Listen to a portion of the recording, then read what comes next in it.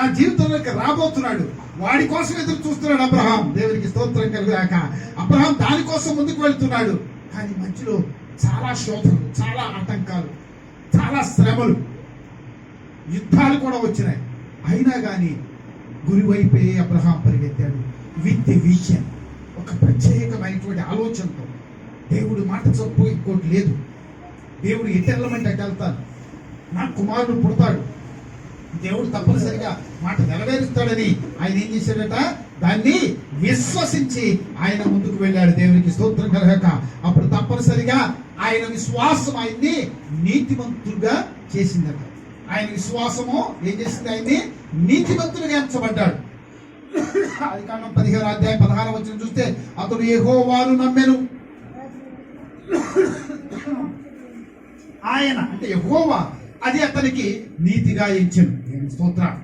ఎప్పుడైతే యెహోవాను నమ్మాడు, విశ్వసించాడు, ఆయనకి గురించినటువంటి ఆ గురికర్తను నమ్మిక ఉంచాడు, అప్పుడు ఆ యెహోవా, ఆయన, అది అతనికి అంటే అబ్రహాముకి నీతిగా ఎంచాడు.